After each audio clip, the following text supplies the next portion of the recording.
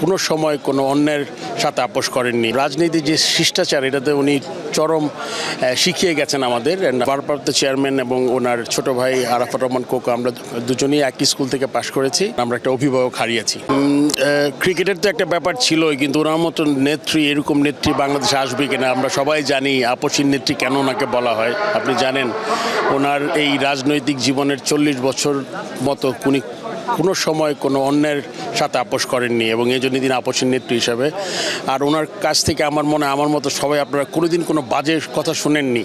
সেই যে রাজনীতির যে শিষ্টাচার এটাতে উনি চরম শিখিয়ে গেছেন আমাদের।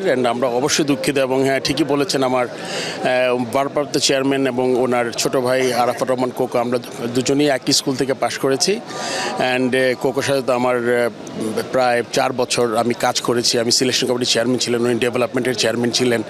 সো মানে এই স্মৃতি আসলে বলার মতো না। প্লাস আমার মনে হয় যে ভারপ্রাপ্ত চেয়ারম্যান এখন একদম একা হয়ে গেলেন। ওনার মা নাই, বাবা নাই, তার আদরের প্রিয় ছোট ভাইও চলে গেছেন। সো আমার মনে হয় ওনার দিকটা আমাদের সবার চিন্তা করা দরকার যে উনি কতটা এখন নিঃসঙ্গ হবেন। হয়তো এই মুহূর্তে বুঝতে পারছেন না, but I am sure that 4-5 দিন পর থেকে ওনার এই জিনিসটা অনুভূত হবে আর কি। আপনারা যখন খেলাধুলা করছেন তখন তিনি ক্ষমতা ছিলেন এবং খালেদা জিয়া, তখন আপনাদের সাথে কোনো মুহূর্ত আছে কিনা? আসলে আমাদের আসলে আপনি জানেন যে আমরা কোনো যখন একটা ভালো ম্যাচ জিততাম, যেহেতু ওনার ছেলে ছিল আমাদের সাথে কাজ করতেন, উনি আমাদের প্রায় দেখা করতে নিয়ে যেতেন। আমাদের যেই আমি মনে করতে পারি যে উনি 2000 খুব সম্ভবত 2-3 আমরা যখন টেস্ট স্ট্যাটাস পেলাম, তারপরে আমরা যে ম্যাচগুলো জিতেছি 1-2বার তার সাথে আমাদের সাক্ষাৎ করার হয়েছে, মানে সৌভাগ্য হয়েছে। এবং উনি অত্যন্ত, আপনি জানেন যে উনি কথা বেশি বলতেন না, বাট খুবই মিনিংফুল কথা বলতেন এবং আমাদের উৎসাহ দিয়ে গেছেন। আমাদের যে আপনি মাধ্যমে মনে করেন ফাইন্যান্সিয়াল হোক বা ক্রেজ দিয়ে হোক, সম্মান জানানোর সাথে কোনো ভোজের আয়োজন করে। সো ওইটা আসলে অনেক স্মৃতি তার সাথে আমার। কোকোর অনেক কথা শুনেছি যে আরাফাত রহমান কোকো অনেক কিছুই বিসিবিতে অনেক কিছু নিয়ে নিজে তৈরি করেছেন আসলে, যেগুলো এখনও চলছে, নতুনত্ব উনি হাতে ধরে এনেছিল।